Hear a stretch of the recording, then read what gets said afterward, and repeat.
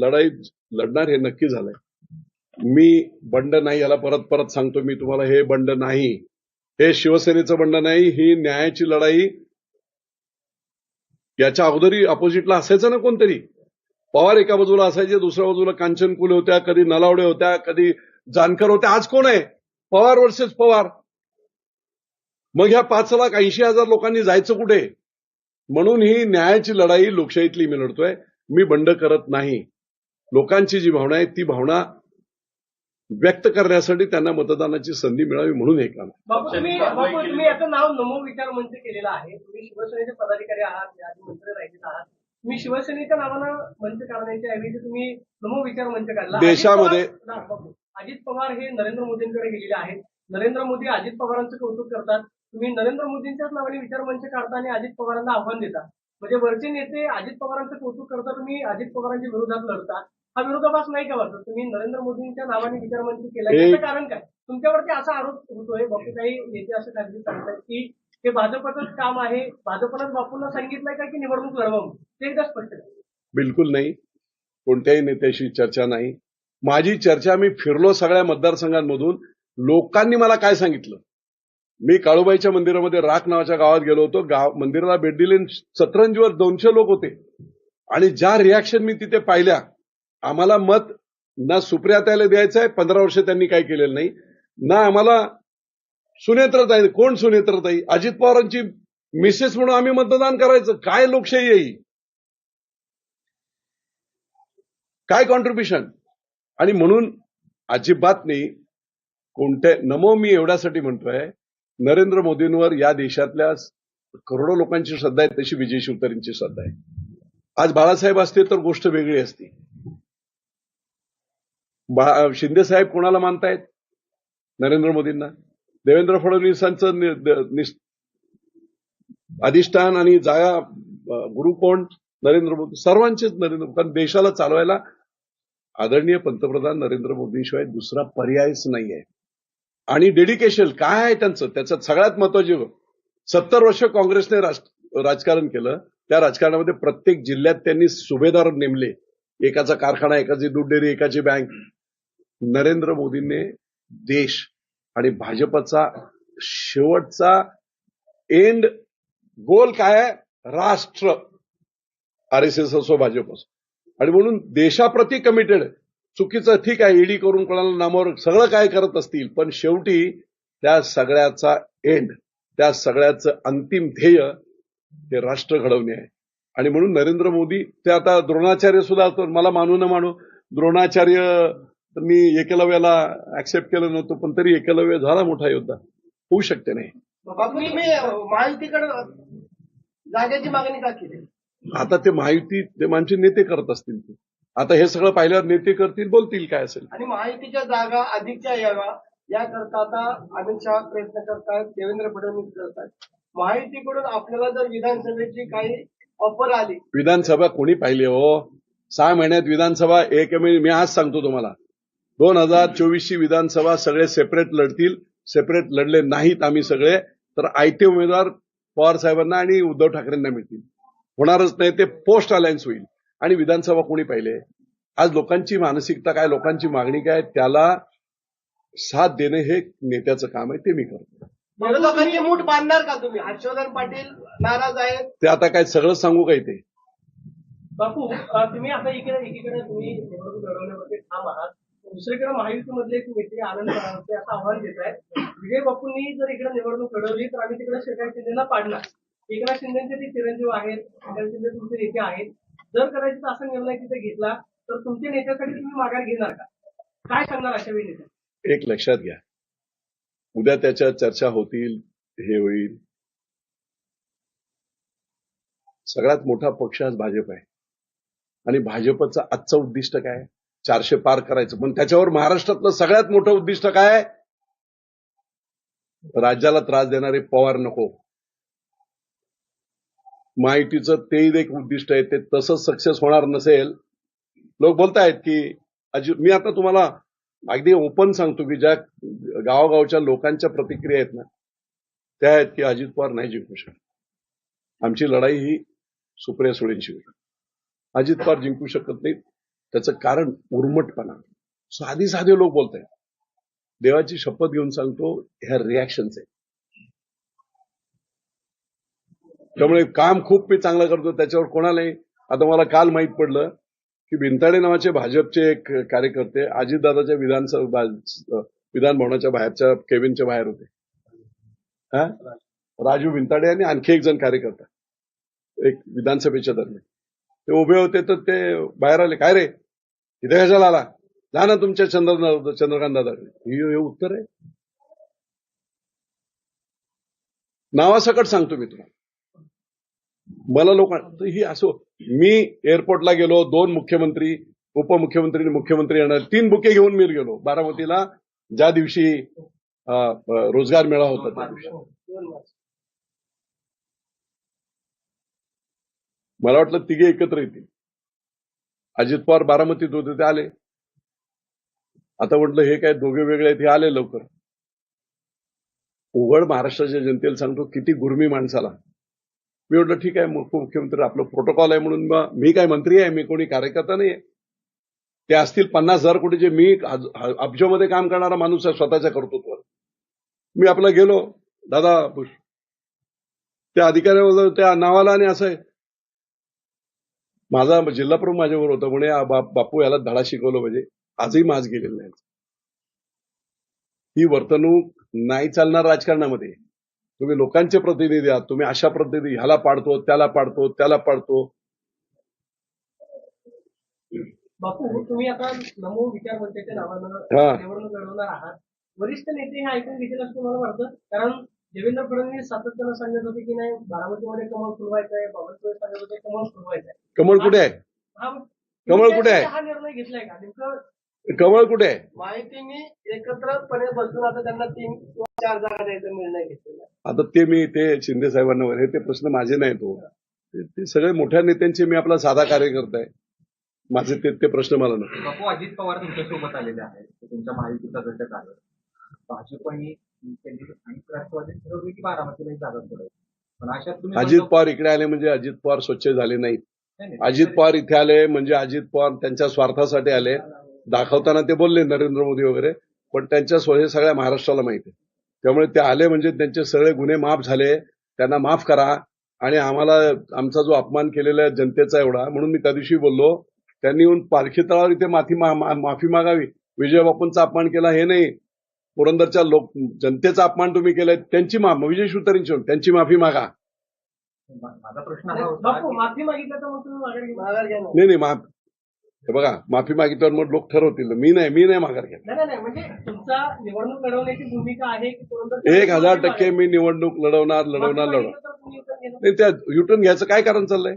माफी मागून संपतं थोडी. माफी मागून करेक्टिव्ह ऍक्शन झाली, संपला विषय. मग लोक ठरवतील काय करायचं. बापू, या संदर्भात वरिष्ठ नेत्यांशी चर्चा झाली का? कारण अजित पवारांनी काल खूप सावध प्रतिक्रिया दिली, त्याच्यामध्ये वरिष्ठ बसून निर्णय घेतले. या संदर्भात तुम्ही कुठल्या, एवढा मोठा तुम्ही निर्णय घेताय बारामती लोकसभा मतदारसंघातून लढवायचा, तुम्हाला कुठल्या वरिष्ठ नेत्यांचा पाठबळ आहे का, किंवा तुम्ही या संदर्भात चर्चा केली? मला जनतेचं पाठबळ आहे. 15 लाख जनतेचं पाठबळ आहे आणि त्यांच्यासाठीच ही लढाई आहे. बापू, अजून एक अशी चर्चा आहे की शरद पवारनी तुम्हाला सोबत केलेला आहे, ताकद याचा फायदा तुम्ही लढता आहात सुप्रिया सुळेंना पाडण्यासाठी, म्हणजे तुम्ही माहितीत आहात भाजप. अजित पवार आमची लढाई नाहीये. अजित पवारांना आमची लढाई लढत कोणाशी होणार? अजित पवार रेसमध्येच नाहीत. मी आज सांगतो, लढत होईल सुप्रिया सुळेंची. महायुतीची मतं वेगळी होणार नाही असं वाटतं, कारण तुम्ही आज लढता आहात इथे मतं शरद पवार प्रो आणि अँटी शरद पवार. मला सांगावं, जानकर आले. जानकर अख्ख्या मतदारसंघात 2014 मी प्रचार प्रमुख होतो. जानकरांचा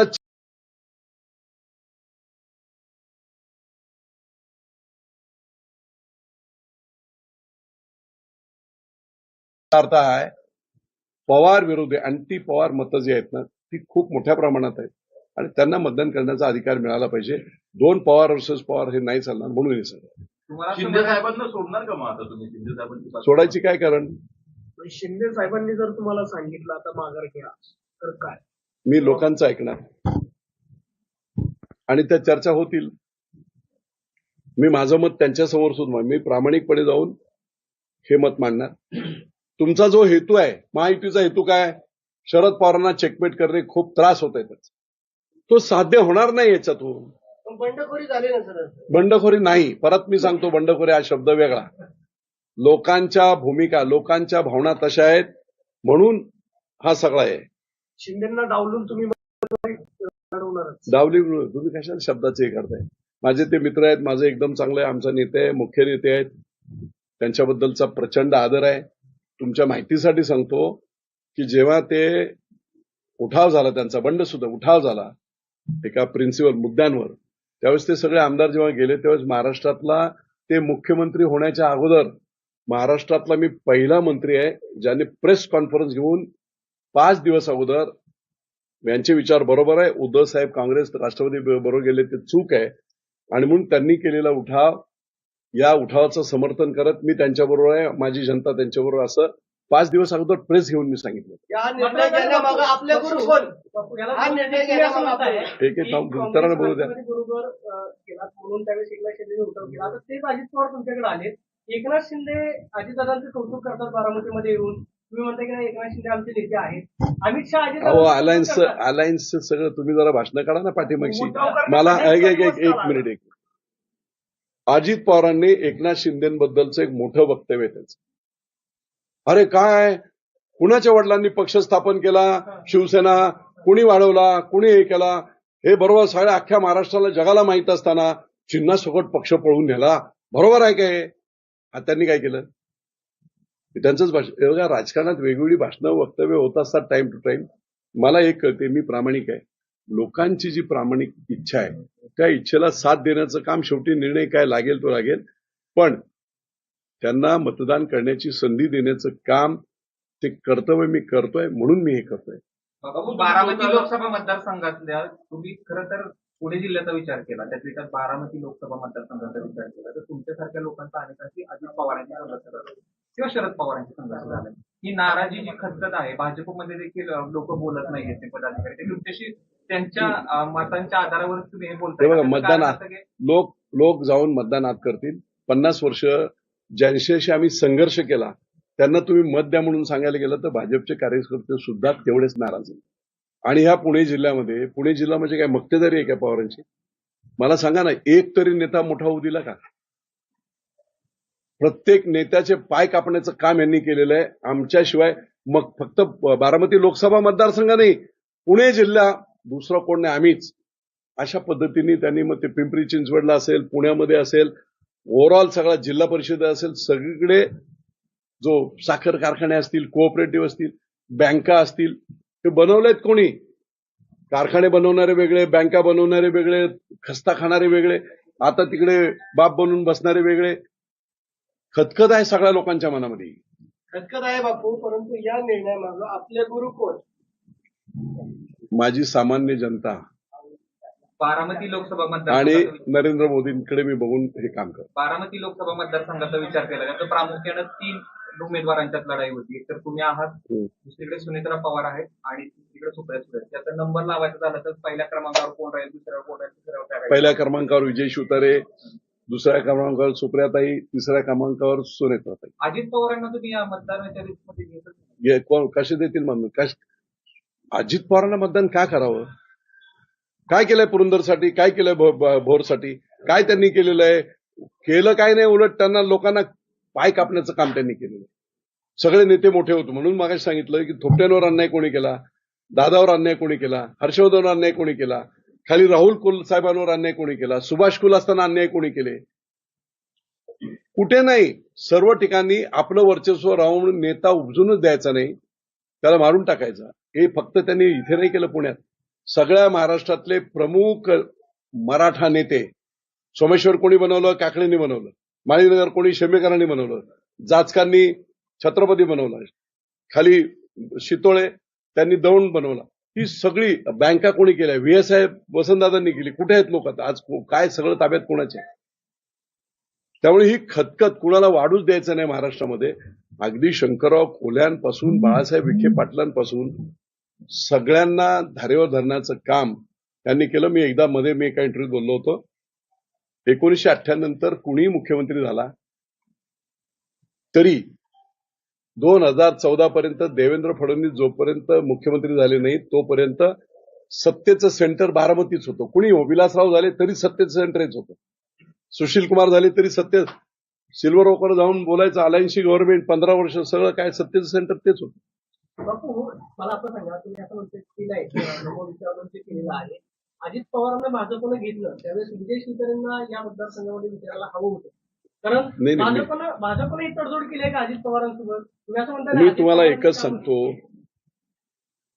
की त्या काळामध्ये भाजपच्या उमेदवारांनी किंवा भाजपच्या नेत्यांनी बोललं नाही ना, एवढं अग्रेसिव्ह भाषण आणि प्रचार विजय शिवतरेंनी केला 2019 आणि 14.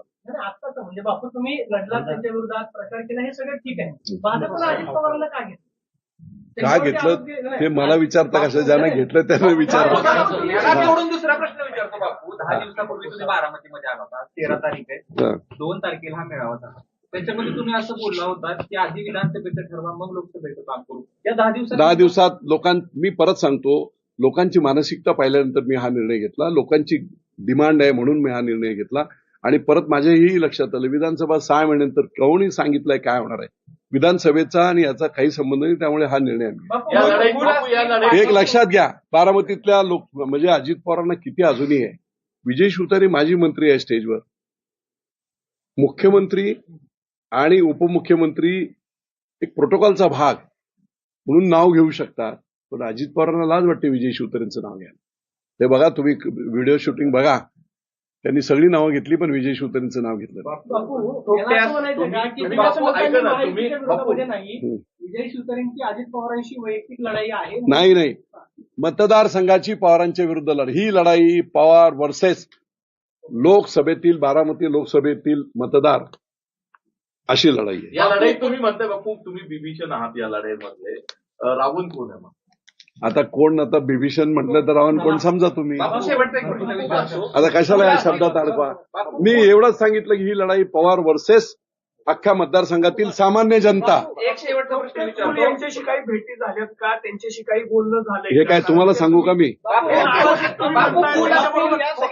त्यातली जनतेची रिॲक्शन मी पाहिजे की महायुती म्हणून सगळे नेते सांगतायत युतीचा धर्म पाळा, तुम्ही इथं निवडणूक लढवताय, जर पक्षांतर्गत कारवाई झाली तर विजय बापू भाजपमध्ये जाणार का?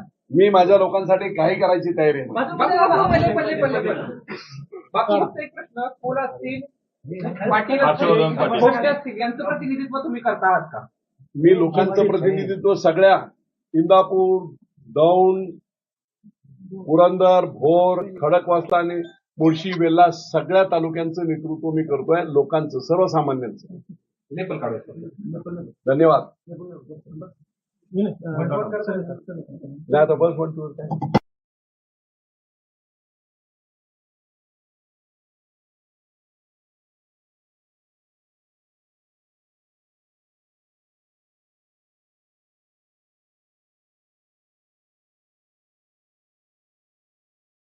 प्रचार केला होता, तो राजकारणाचा एक भाग आणि माझं कर्तव्य म्हणून केला होता, वैयक्तिक नव्हतं केलं. परंतु अजित पवारांनी सभ्यतेची सगळी नीच पातळी गाठली. मी 23 दिवस लीलावतीमध्ये ऍडमिट होतो. मला बायपास करायला सांगितली, मी नाही केली. स्टेंट टाकल्या, फेल झाल्या आणि मी अँब्युलन्समध्ये हा संपूर्ण मी कोण चालू कर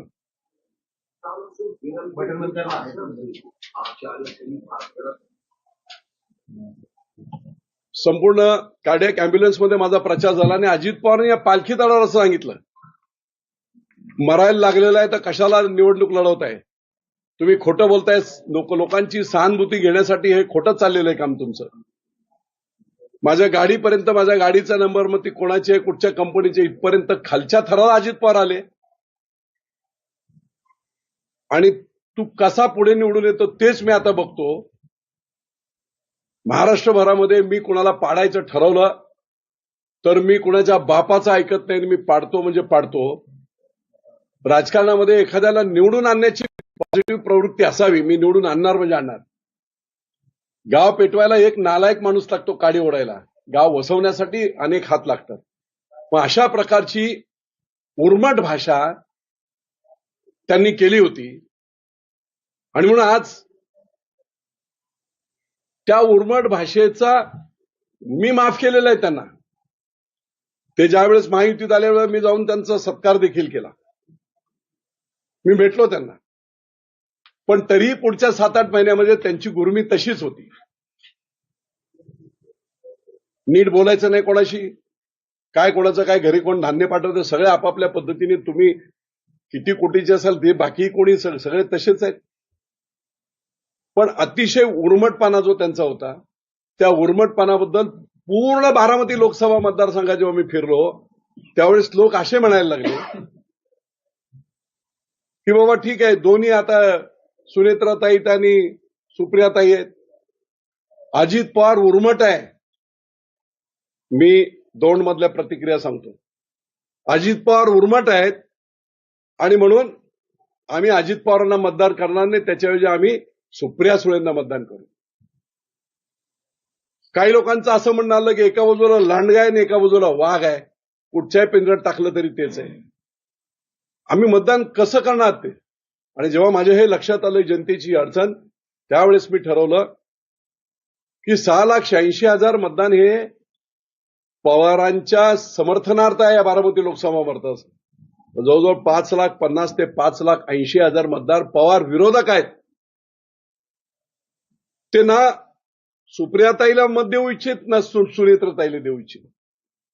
मग त्यांना लोकशाहीमध्ये बाबासाहेब आंबेडकरांनी, डॉक्टर बाबासाहेब आंबेडकरांनी जो प्रचंड मोठा असं हे संविधान आणि निवडणुकीचा अधिकार, आपलं सरकार नेमण्याचा अधिकार जो दिलेला आहे, त्या अधिकाराची अंमलबजावणी करायची असेल, आपल्या आवडीचा किंवा काम करणारा खासदार आमदार निवडायचा असेल, तर मतदान करण्याची अंबानींना एक मत आणि सर्वसामान्य एखाद्या शेतकरी कुटुंबातल्या झोपडीत राहणाऱ्या महिलेला सुद्धा एक मत.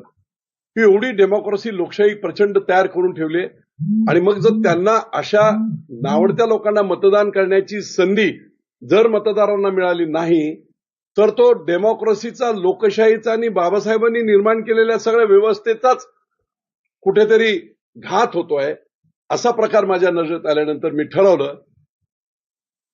माझे पुरंदरचे तर लोक बोलतायत की आम्हाला बदला घ्यायचा. मी नाही बोलत, नियती बदला घेईल आणि तो बदला सगळ्या बाजूने त्यांचा झालेला आहे. जेव्हा पवार साहेब स्वतः त्यांच्या मुलाबद्दल माझ्या नातवाच्या म्हणण्याला कवडी मोलाची किंमत नाही हे म्हणाले, त्या दिवशीच संपलं. तुम्हाला घर सोडून जावं लागलं त्या दिवशीच संपलं. पहाटेचा शपथविधी घ्यावा लागला त्या दिवशी तुमची क्रेडेन्शियल संपलं होतं. आजच्या घडीला काय परिस्थिती आहे सगळ्यांना सगळं माहीत आहे. आणि म्हणून बारामती लोकसभा मतदारसंघातील लोकशाहीला मानणाऱ्या, घराणेशाहीला, कुटुंबशाहीला आणि साम्राज्यवादाला न मानणाऱ्या सर्वसामान्य मतदारांना मतदानाचा हक्क मिळावा म्हणून मी ही निवडणूक लढणार. आणि म्हणून एका शब्दात ही लढाई अशी असेल, पवार वर्सेस बारामती लोकसभा मतदारसंघातील सर्वसामान्य माणूस. सगळ्यांना यांनी त्रास दिलाय. भोरचे आमचे आदरणीय अनंतराव थोपटे मुख्यमंत्री झाले असते 1999ला. भोरचा सुपुत्र एक मावळा मुख्यमंत्री झाला असता. निव्वळ